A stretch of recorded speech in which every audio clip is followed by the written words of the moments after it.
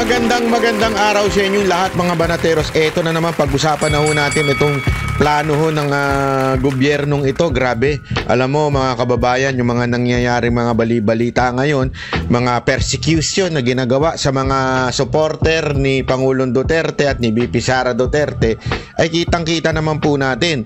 Alam mo, itong mga nakaraang araw, ako po ay mismo hong na-witness ko po na talagang ini-endorse ni Yorme yung mga kandidato ni Pangulong Duterte. At ngayong kahapon nga in-endorse daw ng ni VP Sara Duterte etong si Yorme. At anong nangyari ngayon ay ginigipit etong si Yorme. At ganun din sa isa pang mayor na tumatakbo, si Malapitan po, dahil sumuporta po din siya sa ilang mga senador ni Pangulong Duterte. Ngayon naman ay pinapatawag na rin po sila ng COMELEC. Alam nyo mga kababayan, yung mga yan ay parte ho yan ng grand plan. Ano po ba itong grand plan? Ito pong grand plan na ito ay lumabas po ito mismo sa sa dyaryo, sa pahayagan. Manila Times, lumabas po. Ipapakita ko sa inyo ito. Ayan po yun, no? Nilabas po yan ng Manila Times. Leak paper lays out political poll attack plan. Ika nga. Ibig sabihin po mga kababayan, talagang merong plano at matindi ho ito. Hindi ho ito biro kasi yung plano hong ito ay talagang sinimulan nila mula sa ICC, yung pag-uusig kay Pastor Kibuloy, ang KOJC, nandyan po lahat. Nakalatag po talaga. So masasabi nating ito ay malaking kuntsabahan ika nga ng Malacanang. Ginagamit po nila ang kanilang kapangyarihan sa pamamagitan ng mga pulis. Itong mga pulis po mismo ang inutusan doon nila para gipitin itong mga kaalyado ni Pangulong Duterte. Grabe ho, nung binabasa ko ito, ang lupit ho ng mga nakita ho natin. At iyan ho, ipapaliwanag ko sa inyo. Ito po yung tinatawag nilang Oplan Katok. Hindi. May katok ho yun pero hindi ho Oplan Katok ho yan. Gago! Hindi, ano po yung tinatawag nilang Oplan. Matay. Kasi para sigurado tayo, Oplan Horus. Ano kaya yung Horus na yan? Horoscope kaya yan? Hindi. Oplan Horus ang tawag nila dyan.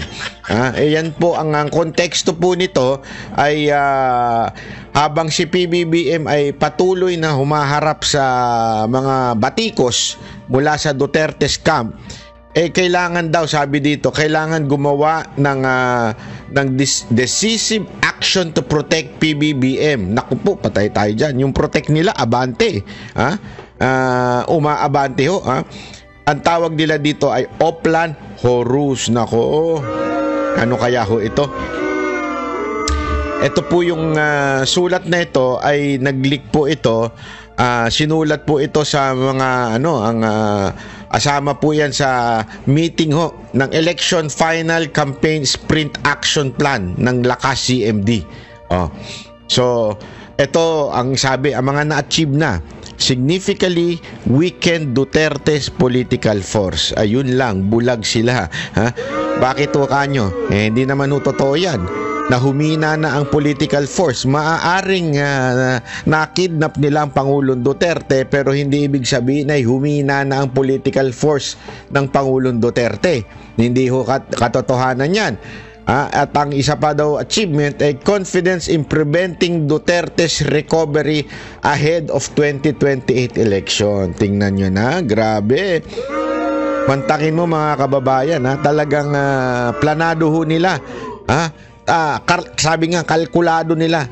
Ang target nila 2028. Babagsakin ng mga Duterte, pahinain ng mga Duterte, at ang achievement nila ngayon ay hindi na makarecover ang mga Duterte. Yun lang, akala nila maloloko nila taong bayan. Ito pa, ano ba yung defensive measure taken? Ito daw, nako po, malupit ito.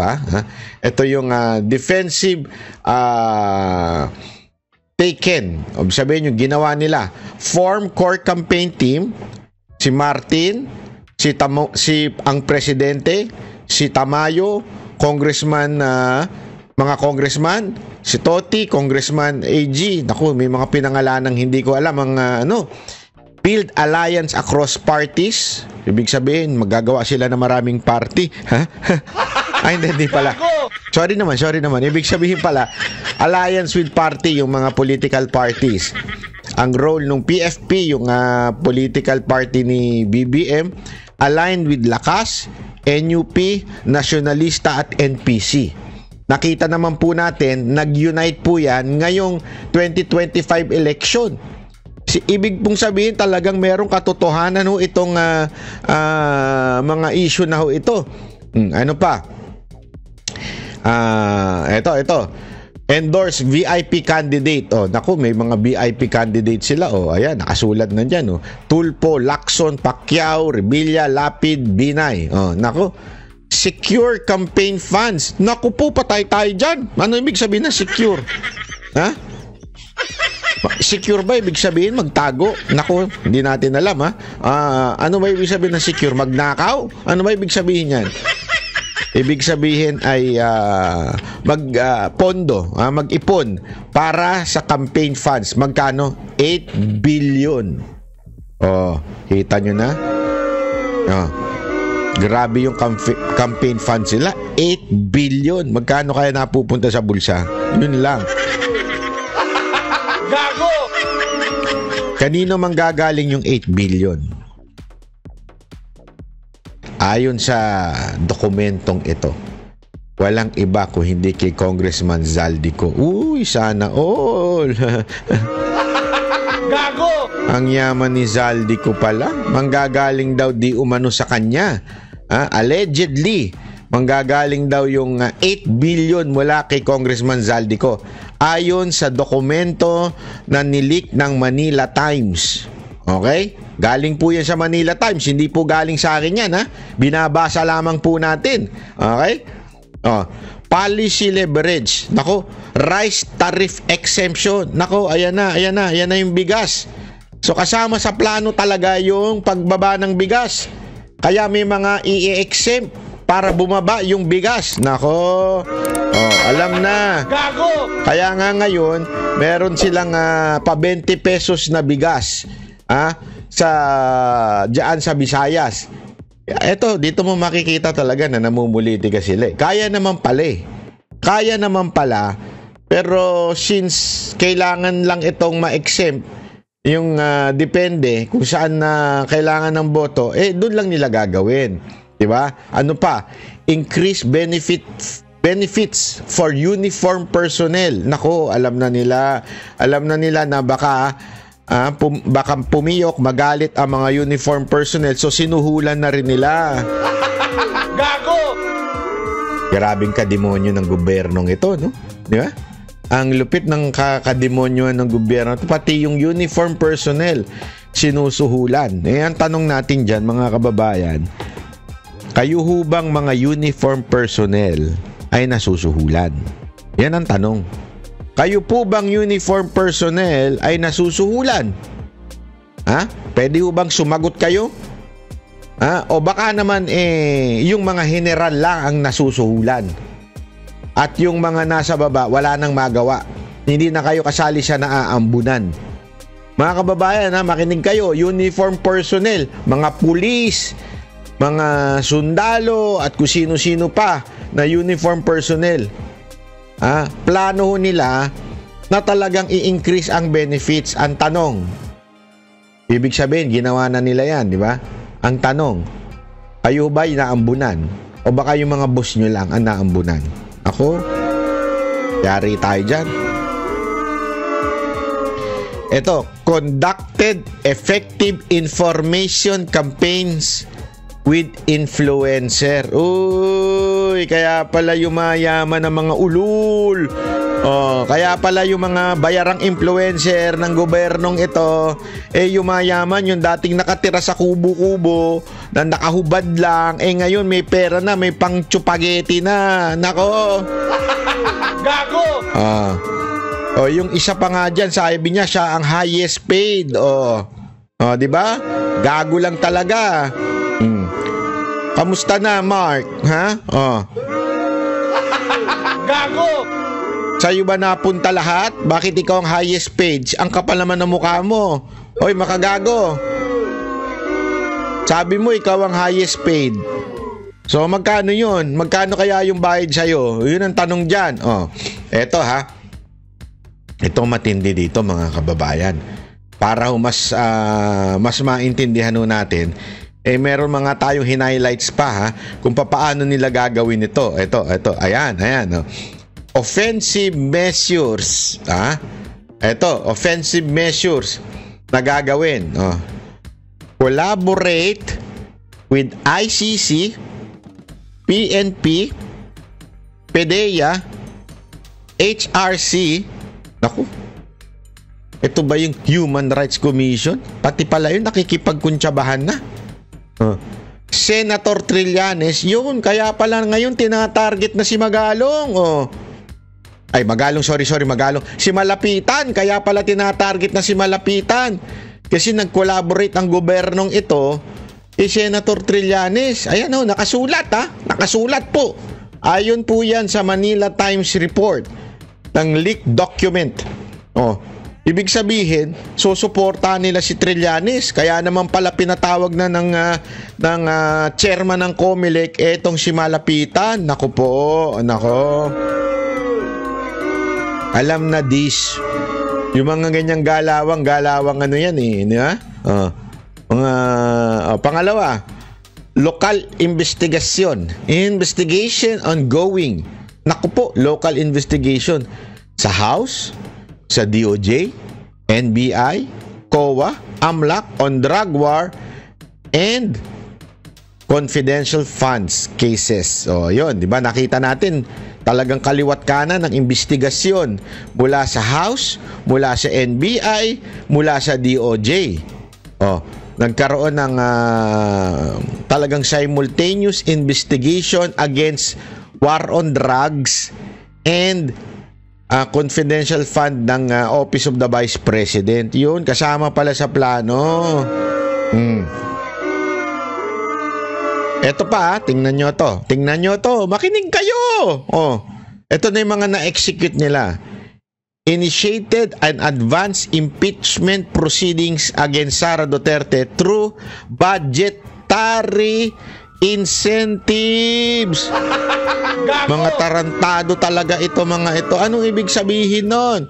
Sinimulan at isinulong ang impeachment laban kay Sara Duterte gamit ang mga insentibo sa budget. Nako, ibig sabihin, upang maisulong ang impeachment, nagkabigayan na. Para maisulong ang impeachment, may mga naabutan na ng mga kongresista. Kaya mamaya, meron tayong tatalakaying congressman, mga tumatakbo na pumirma sa impeachment. Ang tanong sila ba'y nakatanggap? Aba, yan ang ating aalamin. Unya-unya. Pag-uusapan natin yan. Kasi, di ba? At merong lumalaban sa kanila na mga kongresista na alam kong matino, kakilala ko, at sigurado ko 100% matino at hindi pumirma ng impeachment. Mamaya pag-uusapan natin yan, kasi importanteng maunawaan natin na may mga ganyang palang galawan nangyayari. Kaya naman pala, kahit si Richard Gomez ngayon, tinatarget na, mukhang pinalalabas na siya ang may kagagawa ng drama nitong isang self-confessed drug lord.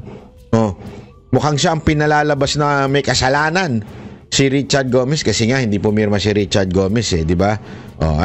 Talagang ibig sabihin, meron talagang incentive ang mga pumirma. Meron talaga silang nakukuhang budget, ika nga. Ito pa, malupit. Atong pang-apat, neutralize Kibuloy. Ayun, KOJC to restrict campaign funding for Duterte's camp. Sinasabi ko na sa inyo ito Matagal ko nang sinasabi ito sa inyo mga kababayan di ba?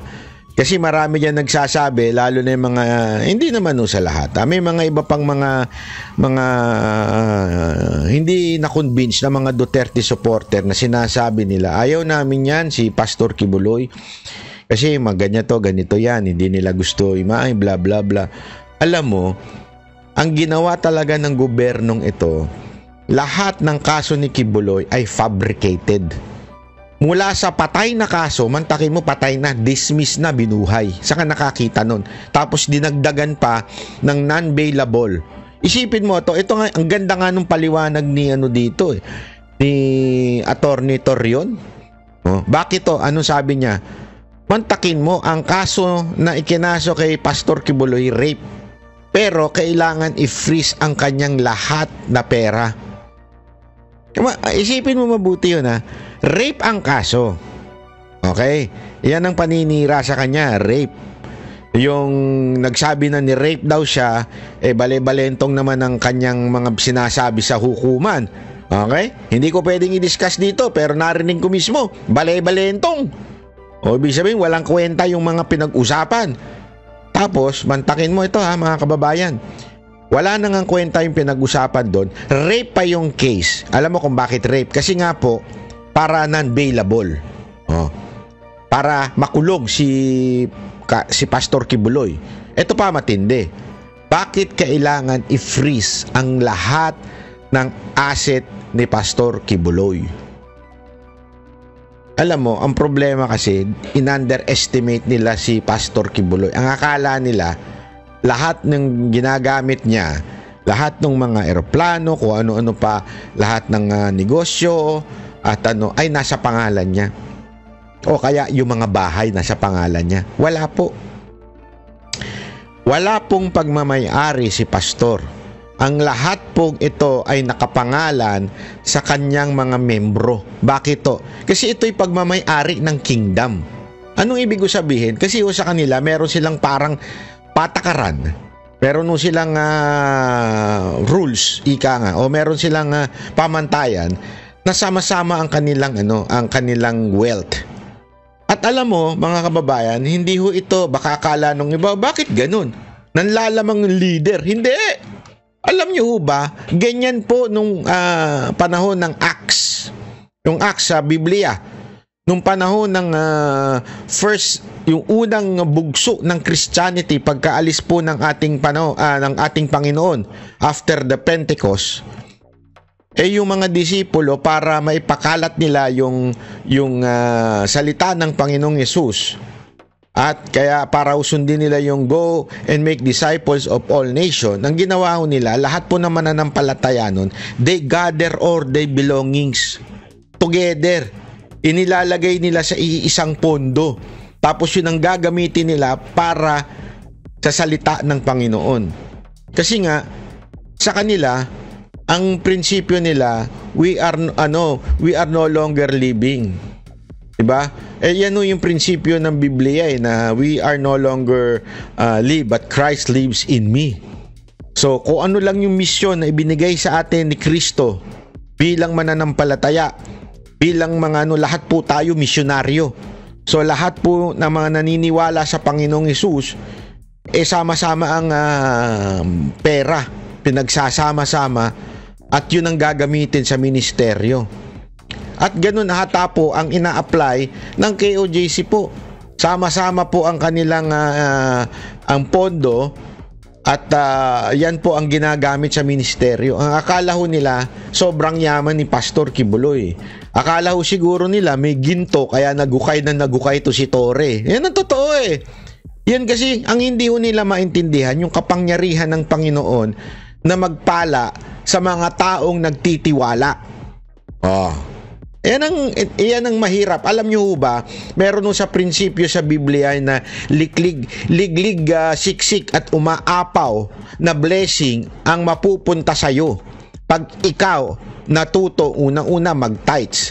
Yun yung tinatawag na first fruits. Ika nga. Anong ba ibig sabihin ng first fruits?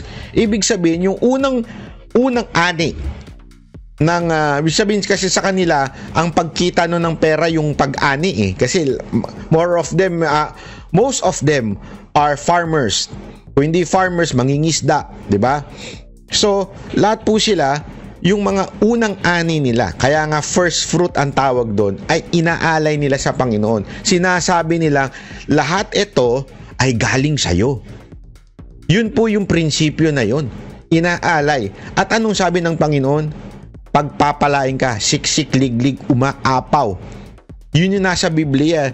Kaya nga to the point na umaapaw daw yung storehouse sa sobrang dami ng blessing ng Panginoon. Ganun po ang nangyari sa KOJC. Since they trusted the ministry, umapaw ang blessing. Kaya kung titignan ninyo yung kingdom, ay grabe po yung kanilang magagandang lugar, yung mga sasakyan na ginagamit pang ministeryo. Hindi lamang po ito sa Pilipinas, kahit po sa iba't ibang dako ng mundo ay meron sila, pinagpala po. Kasi nga ho, meron silang prinsipyo na yung God's economic way. Ibig sabihin yung papaano yung tinuturo sa Biblia. Ganun yung kanilang ina-apply. Ang akala nila kay pastor yun. Ano nangyari? Pinilit nilang i-freeze yung kayamanan ni pastor. Wala nga sa pangalan niya. Maaring siya lang ang gumagamit ng iba, pero sa katotohanan, ginagamit talaga yung pang ministeryo. Nagdi-decide yan yung board of directors nila. Ang problema, wala. Ang akala kasi nila, magagamit lamang yan ng, ang meron pa nga ho silang meron pa akong nakitang vlogger nila. Meron isang vlogger na parang tanga yung sungal-ngal yung muka. Yung bibig parang hinampas ng paddle. Meron akong nakitang vlogger nila, sinasabi si Pangulong Duterte daw nangurap ang mga Duterte tapos iniwan ng pera kay Pastor Kibuloy. Kaya nung ang kanyang logic, kaya nung panahon daw na nagigipit na ang si Pastor Kibuloy, ang ginawang administrator ay itong si Pangulong Duterte. Kung hindi nga naman din tanga tong tao na ito, no? Kung titingnan mo talaga, talaga namang mayaman na ang KOJC, wala pa si Pangulong Duterte. Yung buong kingdom nila mayaman na ho yun. Mayor pa lang kita nyo nga ang buhay ni Pangulong Duterte, payak na payak diba? Kung saan siya nakatira noon, hanggang ngayon, doon pa rin siya nakatira. Hindi nagbago. Mga t-shirt, hindi naman na signature. Diba? Talagang basic lang. Tapos ang hinihirit nila, nga, wala nga sa kanya, pero nandun sa anak. Tanga pala ito mga ito Yung mga suot ng anak niya na si Kitty, alam niyo ho ba na mayaman ho yung asawa ni Pangulong Duterte na si Hanilet? Marami hong negosyo yun sa Davao. Negosyante po yung bago makilala ni Pangulong Duterte. Mayaman po talagang pamilya yun. Naturalmente, kung ikaw mayamang pamilya, sa anak mo ibibigay mo. Di ba? Ang importante, yung tatay, yung hindi naman po kasi public servant si Kitty. Kaya tingnan mo yung mga anak ni Pangulong Duterte na public servant. Si Inday, si Baste, si Pulong. Hindi sila magarbo kasi nga public servant sila. Abay si Kitty naman, may karapatan naman ho siya maging magarbo. Aside from maganda po yung bata, talaga namang masasabi mong may pera ho yung nanay. Kaya maaari niyang yun. Karapatan naman, hindi naman ho masamang kasi yung iba dyan, basta mayaman masama. Hindi ho. Ang masama, yung sobra mong yaman tapos nasa politika ka. Yun ang masama. Pero kung wala ka sa politika, walang masama doon. Di ba? Masama bang maging mayaman? Hindi ho. Ay sa katunayan nga, pinagpapala ho ng Diyos sa mga taong mapagbigay. So ibig bang sabihin, gagawin ng Diyos na makasalanan pag mayaman ka? Hindi naman. Di ba? Yun po ay depende ho lang sa iyong panawagan. Kung yun ikaw talagang pinagpala, wala kang magawa, di ba? Pinagpala ka ito. Upcoming strategies, Ito pa pala, yung after nung pang-apat na neutralize Kibuloy. So dito, makikita ninyo, kaya puro ng kaso si Pastor Kibuloy ay dahil akala nila malilimitahan ang pagtulong ni Pastor sa mga kandidato. Ngayon mga kababayan, kaliwat kanan, nationwide ang ginagawa ng KOJC pangangampanya. Hindi lamang po kay Pastor, kung hindi po sa buong PDP o Duterte slate. Alam nyo, Kasi kami, alam nyo naman, nangangampanya kami kay Pastor Kibuloy. Di ba? Alam nyo yan. Kasi siyempre, taga-SMNA kami. Tsaka talagang naniwala kami sa kanya. Talagang nakita namin, pinakita ho ni Pastor sa amin ng lahat na ginawa ng kanyang community ng KOJC. Kaya naman kami kumbinsido na ikampanya si Pastor Kibuloy. Pero alam mo ba, ang laging bilin sa amin, wag lang si Pastor ang ikampanya nyo. Nagbigay ng salita si Pastor kay Pangulong Duterte at kay BP Sara Duterte na ikakampanya ang Duterte, ang buong Duterte. At ngayon, kasama na po dyan yung dalawa, si Gringo at saka si Kerubin, di ba? Hindi kasama hindi kasama si Amy, wag niyong isama yan ha. Yung wala hong sinabi si Pangulong Duterte diyan, okay? Eto ano bang difference between doon sa pag-endorse ni BP Sara Duterte at pag-endorse ni Pangulong Duterte? Kasi meron na namang diyan yung nagmamagaling na pangalan nun, Butch. Hindi ko na lang babanggitin ng apelyido kasi hindi naman importante apelyido nun Yang si Butch na yan na nagmamagaling kasi sinasabi niya, tingnan nyo na, strategy yan Bakit mag-endorse si BP Sara Duterte ng dalawa tapos mag-endorse si Pangulong Duterte? Strategy yan. Strategy. Mahilig niya sa strategy yan Sa loob-loob ko, magkaiba yun. Bakit? Yung kay BP Sara Duterte, personal endorsement niya yun. Wala siyang sinabing, iboto natin ang Duterte at isama natin tong dalawa. Walang ganon. Malinaw na malinaw yun. Ang pinagkaiba nung kay Pangulong Duterte, sinabi mismo ni Pulong, sabi niya, ang bilin ni Pangulong Duterte, yung Duterte plus 2. Isama natin si Honasan at si Kerubin. Nagigets ninyo? Yun talagang literal na sinabi ni Pangulong Duterte, isama natin. Dito kay BP Sara Duterte, personal lang, kasi kaibigan niya. Kaibigan niya yung dalawa. Pero hindi niya ever sinama, mga kababayan Duterte, tapos isama natin tong dalawa. Walang siyang sinabing ganun. Ipakita mo, Butch. Ipakita mo sa akin na may sinabi si BP Sarang ganun. Wala. It's personal endorsement. In-endorse niya yon, yung dalawa na yon, as personal. Etong si Pangulong Duterte, talagang sinabi niya, Duterte plus 2 na natin si Honasan at si Kerubin. Alam mo, sinasabi pa niya, tingnan mo na bakit niya biglang isinama si Honasan at si Kerubin. Kasi daw strategy, kasi ang pakuno niya, kesyo daw malapit kasi yun. Para ang hope daw, parang sinasabi niya, ang mananalo kasi 5 lang sa PDP. Kaya kailangan dagdagan ng 2. Kung hindi naman isang katerbang katangan itong taon to. Alam mo kung bakit? Si Honasan at si Kerubin malayo-layo. Kung talagang strategy for the sake of your fucking strategy, di sana pumili na lang na malapit-lapit si Pangulong Duterte. Sana pumili na lang siya ng pang 14, 15 or 16. Ang pinili niya malayo-layo. Bakit? It's out of principle, not out of strategy, stupid. Sorry yan ang katotohanan. Bakit kanyo? Personal ko po ito, karanasan.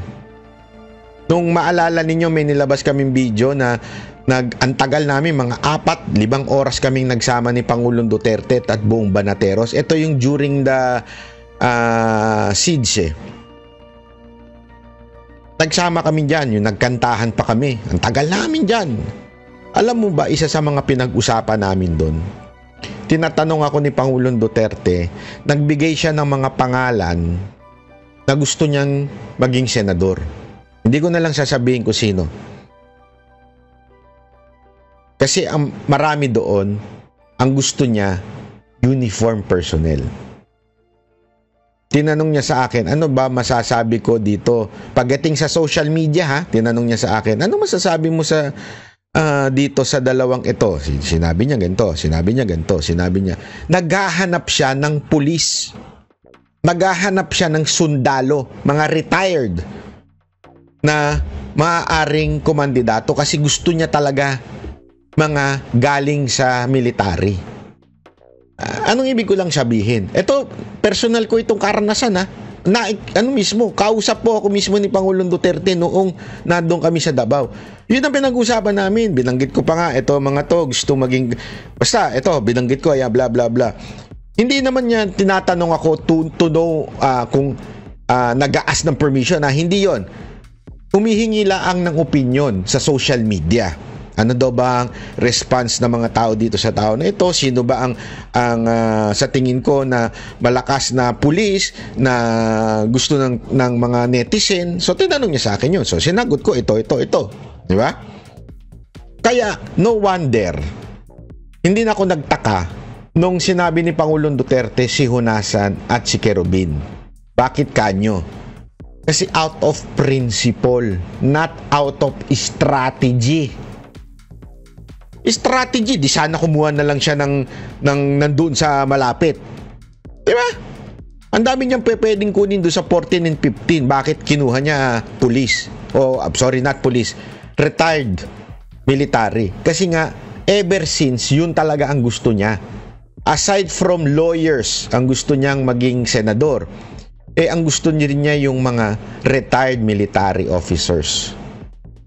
Kasi naniniwala siya sa paninindigan nitong mga to. That's the truth. And it's not out of strategy tulad na sinasabi ng mga ugok dyan. So malinaw po, 10+2, yan ang kahilingan ni Pangulong Duterte. At yung dalawang yun, si Honasan at si Kerubin. Tuloy. Ano pa yung offensive measure? Countered Duterte disinformation about drug war, smuggling, private military. Ka-counter daw yung disinformation. Siyempre, ang sinasabi na naman nila dito, ika-counter nila yung mga vloggers. Ito pa yung upcoming strategy. Ito napaka-ano nito, panoorin natin to, napaka-importante nito. Expedite impeachment process in Senate. Leverage FLR with SP Cheese. Sino kaya tong FLR na to? Leverage FLR? FLR? I-comment nyo nga kung sino yung lintik na FLR na yan. With Senate President Cheese. Nako po. Pabilisin ng proseso. Ayan, Lower ratings of Duterte allied candidates following his arrest.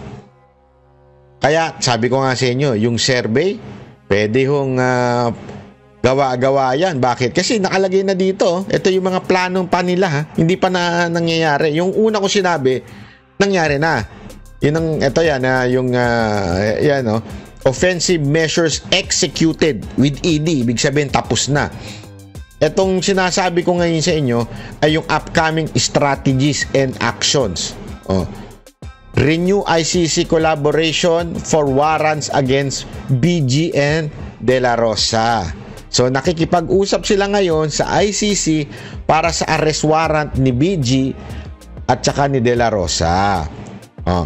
Continue domestic investigation into drug war and confidential funds. Kaya hindi tumitigil yung mga congressman, di ba? Imantakin mo, nangangampanya na sila. Paulit-ulit pa rin nilang sinasabi yung confidential funds. File criminal charges against Duterte, Pulong, BG, De La Rosa, seek their disqualification via COMELEC. So hahanap sila ng way para ma-disqualify itong mga to. Grabe, no? Ito matindi. Financially back Carlo Nograles campaign. Popondohan si Carlo Nograles para mawala ang Davao sa mga Duterte. Kayo mga taga Davao, yung totoo, madadala ba kayo sa pera? Ako, naniniwala ako, malabo. Hindi kayo madadala sa pera. Kilala ko kayo.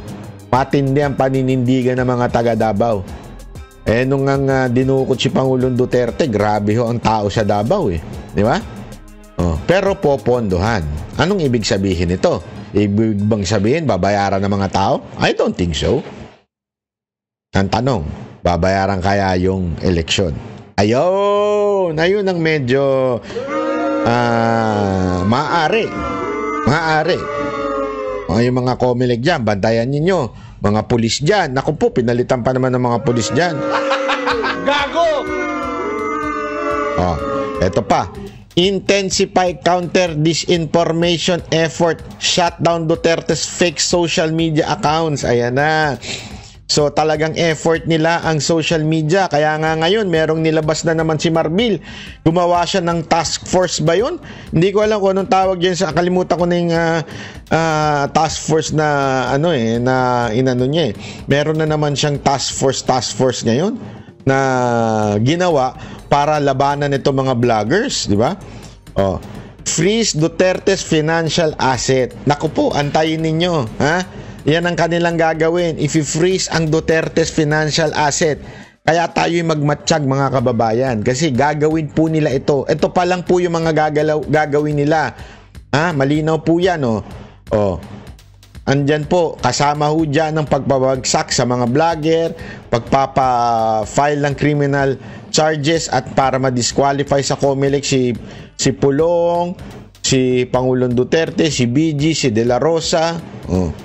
Diba? Ayan, baka siguro pati si dyan, isama dyan si Paste hindi lang binanggit dito Pero Duterte kasi, itong si Carlo Nograles, popondohan, ang issue pagdating sa social media, naku po, ayan na talaga mga kababayan, malupit po talaga itong ginagawa nila. Alam mo mga kababayan, kaya nga meron ako sa inyong sasabihin Ito una, naalala nyo yung kay Tam Bunting, Congressman Tam Bunting sa distrikto. Sa distrikto nahuli daw di umano meron daw ginagawang investigasyon ng Comelec dahil sa vote buying. Ito, panoorin nyo. Dito sa Parañaque area, may mga taong pinapapasok sa isang bahay. Paglalabas, may mga dalang plastic na mga goods. Warning ito sa kanila. We are watching you. Nako, we are watching you. District 2, yan ano po yan? Wait. Sandali lang Kasi yung may music yan hayop yung music delicates tayo dyan. Tinanggal ka lang yung music Parañaque, congressman papasok tapos mamimigay. Di ba? Sa kayo nakakita ng ganyan mga kababayan. Parañaque area, may mga taong pinapasok sa isang bahay, paglabas may mga daladala na. Warning niya, we are watching you. Comelec, gawin nyo naman po yung trabaho ninyo. Ayan di ba? Sino ho yan? Walang iba kung hindi si Gas Tambunting. Nako. Kita nyo yung mga yung ginamit ng mga sasakyan meron tarpaulin ni Gas Tambunting. Kaya dapat imbestigahan yan. Namimigay ba talaga si Gas Tambunting dyan ng mga grocery? Bakit? Balita ko, tinataob na daw siya balita ko. Meron daw tumataob sa kanya yung isang congressman, party list congressman to dati. Tapos ang nangyari, hindi ho ito pumirma. Yun ang masakit mga kababayan. Hindi ho ito pumirma ng wait sandali, bakit nawala yun? Yan. Hindi daw ito pumirma ng ng impeachment ni BP Sara Duterte. Totoo. Ayan. Si Brian Yamsuan. Eto, personal natin kakilala to, napakasipag nitong maman to. Walang biro. Napakasipag ng mama na ito. Lalo na nung panahon na nakasama na natin ito, talaga namang ang grabe yung tiyaga. At ayan, kita nyo. Na yan. Duterte. Kita nyo naman. Dahil nga sa ikinampanya niya ang Duterte, kita nyo naman, di ba? Ang mga malalapit sa mga Duterte, ikinampanya niya. Kaya ayan mga kababayan. Siya po ay ino-operate na din ng kalaban Kaya ayan, di ba? So ginagawa nung kalaban niya na si Tambunting, namimigay daw di umano. Naku po, binabantayan na ikaw ngayon ng binabantayan ka na ng COMELEC. Sana COMELEC, tutukan nyo talaga yung pamimigay ni Tambunting di umano ng mga tawag doon, mga pagkain. Pero mga kababayan, tanggapin nyo yan. Bakit? Sa inyong galing yan eh. Hindi naman sa kanya galing yan eh. Pera ng taong bayan yan. Tanggapin nyo yan. Kunin nyo yan, di ba? Kunin nyo yung pera ng taong bayan, tapos sa inyo yan. Pero ang iboto ninyo, etong si Brian Yamsuan. Nanindigan ho ito sa Pangulong Duterte. Hindi ho ito pumirma. Ayan grabe hindi ho ito pumirma sa impeachment ni VP Sara Duterte. Bago po. Ayan yan ang ating iboto diyan sa sa Parañaque District 2. Okay? Ayan napakasipag ho niya mga kababayan. Yan, okay? Meron pa po akong isa pang ipapakiusap sa inyo. Ito rin.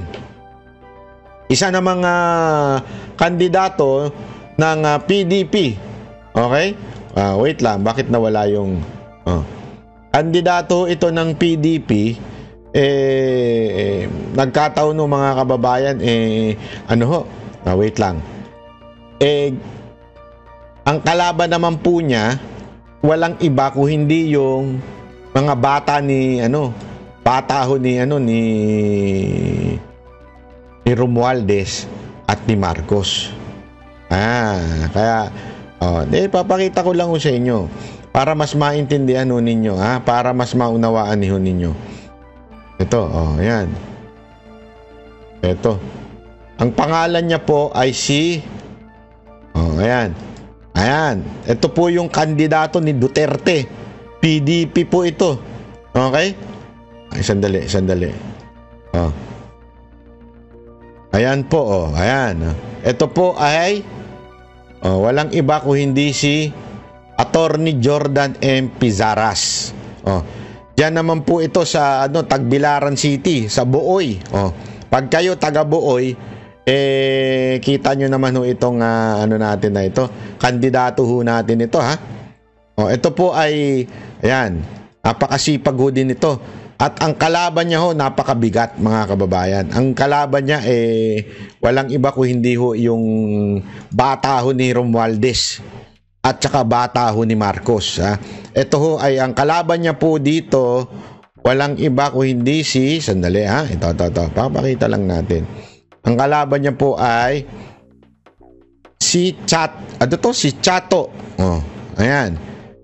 Yung ang kalaban niya po ay si Chato na dating tumatakbong mayor. Hindi, sorry. Ang pangalan po ay si Congressman Edgar Sato. Siya po ay incumbent. Ibig sabihin, siya po yung congressman ngayon. At pumirma po ito sa impeachment ni VP Sara Duterte. Okay? Ang pangalan niya po ay si Congressman Edgar Sato. Ibasura na ho natin yan. At ang ating pong iboto ay si Jordan M. Pizaras. Si Attorney Jordan M. Pizaras. Ayan po. Okay? Ito pa. Ayan o. Kita nyo naman. Kinakampanya na din po niya. Siyempre, Duterte to Kinakampanya po niya ang buong PDP slate. Sa first district ng Bohol. Okay? Napaka yan. Madaling tandaan. Bakit? Masarap po ang pizza. Pizza Ras. Yun. So, madaling tandaan. Jordan M. Pizaras. Magaling na, masarap pa. Bakit? Jordan, magaling yan mag-basketball, di ba? Jordan. Pizaras, pizza. Ibig sabihin yan, talagang magaling na, masarap pa. Yan po si Jordan Pizaras. Mga kababayan, ito, tingnan nyo naman ang tikas ni Sir. Umaten pa siya ng inauguration ni Trump. Nandito pa siya, mga matitikas sa mga kasama niya kasi magaling na abogado to. Pero yung kalaban niya, ayan, na namimigay, syempre, kasama si Romualdez. May isa pa siyang kalaban Yung mayor naman, may mayor din siyang kalaban na tumatakbo ring congressman, malapit naman sa mga Marcos. Kaya kayo mga kababayan, isa na lang, si Jordan Pizaras na lang, di ba? Na PDP. Oh. So, napaka ano niyan. Sana baguhin na natin ng politika. 'Di ba? Kitang-kita naman po natin ang ginagawa ng gobyernong ito sa panggigipit. Oh. Ayan, no? No to impeachment. At saka pag sabi nga niya, pag nanalo daw siya na ipapawalang gagawa siya ng resolution, mag-ano siya na pawalang bisa ang nangyaring impeachment. Bakit to kanyo? Meron ba itong legal basis? Meron po itong legal basis kasi nga tandaan ninyo, pang-apat na impeachment. Hindi dininig yung first, second, and third. Tumalon sa pang-apat. Hindi po tama ang proseso yun. Maling proseso po yun. Yung tatalon ka na lang sa fourth nang hindi mo dinidinig yung first, second, and third. Ang tawag po kasi dito, para sa mga kaalaman, kasi may mga iba pa rin pong medyo inaawa yung ibang mga kababayan natin Ang tawag na po kasi kay VP Sara Duterte, impeach na po siya. Ano yung gagawin sa Senate? Iba po yun, impeachment trial. Pero same lang yung name, pero impeachment trial po siya. Pero pagdating sa Kamara, na-impeach na po si VP Sara Duterte sa Kamara. Pero Vice President pa rin po siya. Ang ibig lamang po sabihin nun, nagkaroon na ng quote-unquote pag-uusig sa kanya, nagkaroon na ng probable cause, supposedly. Ang problema nga, ito, bakit tumalon doon sa pang-apat? May naunang 3 na impeachment. Bakit hindi dininig yun at pang-apat kagad ang dininig? Doon pa lang may mali ng due process. Pangalawa, hindi din pinakinggan o tinanong man lang ang kampo ni VP Sara Duterte. Minadali yung impeachment. Inihabol sa 2025 election para masira nila si VP. Kabaligtaran na nangyari. Umangat lalo si VP dahil doon. Nakita nyo naman yung ratings umangat. Akala nila babagsak ang ratings ni Vice President nung in-impeach. Pero lalong umangat. Tapos, sa kasinungalingan nila, mas gusto daw ng taong bayan na managot si VP Sara Duterte sa confidential funds. Kung mas gusto ng taong bayan yun, bakit aangat ang kanyang ratings? Kasi nga po, yung mga propaganda na sinasabi ni Aling Claire, puro fake news po yun. Umangat nga ang ratings, ibig sabihin, mas may tiwala pa sila ngayon. Bumagsak si Marcos at si Romualdez at si Senate President Escudero, bumagsak din. Doon pa lang malalaman mo na yung mga taong bayan nagagalit sa ginagawa kay VP Sara Duterte. Pantakin mo. Sabi ko nga sa inyo, una, may mali ng pagtalon bigla doon sa fourth impeachment. Tapos, ito pang ginawang hindi man lang dininig. Dapat pinatawag ho siya, di ba, doon sa departamento na kung saan department ang dinidinig yung trial supposedly doon sa Kamara. Hindi rin po. So ano ibig lamang pong sabihin? May problema talaga. Kaya tama po yung sinabi ni Sir, ni Attorney Matikas Jordan M. Pizaras. Tama yung kanyang sinabi na pag siya ay nanalo bilang congressman, papawalang bisa niya. Ipopropose niya, magkakaroon siya ng magpapasa siya ng resolution na kung saan pawalang bisa po yung impeachment ni Vice President Sara Duterte. Kung palakpakan natin, buti may mga naninindigan pang ganito Hindi, alam nyo mga kababayan mahirap manindigan ngayon. Maniwala kayo, gigipitin talaga ng gobyernong to pag nanindigan ka sa katotohanan. Kaya dapat sinusuportahan natin yung mga ganitong tao. Si Brian, yamsuan ng District 2 dyan sa Parañaque. At sa Bohol naman, etong walang iba ko, hindi itong napakatikas ni si Sir Jordan Pizaras. Siya naman po ay sa First District ng Bohol. So, ayan mga kababayan. Tulungan natin sila kasi mahirap po manindigan para sa tama. Pero ginagawa ho nila para sa bayan. So, tayo namang mga Pilipino, sumuporta tayo. Okay po. Maraming salamat po. Huwag mong kakalimutan mag-share and mag-like. At pag nagustuhan mo ito, Wag mo lang siya i-like o mag-subscribe, ipasa mo sa mga kababayan natin, ha? Okay, salamat po.